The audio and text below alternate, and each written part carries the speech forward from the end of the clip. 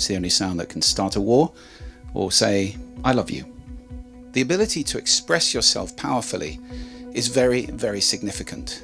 Speaking powerfully, we have to take responsibility for. It can affect how well you feel, because it's frustrating if you can't get your point across. A lot of people have the experience of when they're speaking just not being listened to.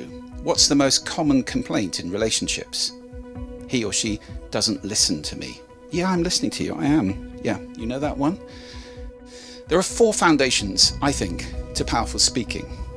And those 4 foundations spell a word. The word is hail, which one definition of hail is to greet or acclaim enthusiastically, which is how I suggest your communication will be received if you stand in these 4 things.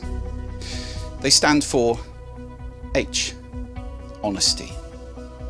That is just being straight and clear in your speaking. The A is authenticity, being yourself. No need to pretend.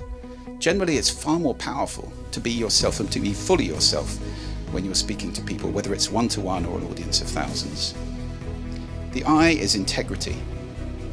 Integrity means being your word. If you say it, it happens. Your words are very powerful indeed.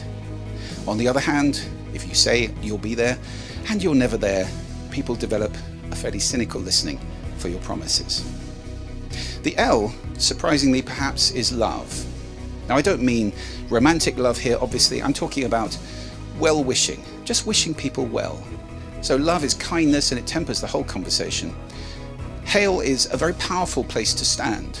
And if you're standing on those 4 things, people can recognize where you're coming from, and it's much more powerful. Let's try and be direct and clear in our speaking. This is going to become increasingly important. This, where you're speaking consciously, and perhaps you can ask people to listen consciously. If we put some of these principles into practice in our sending, I can't guarantee people are going to listen perfectly, but I would say you will have a much better chance of being received fully.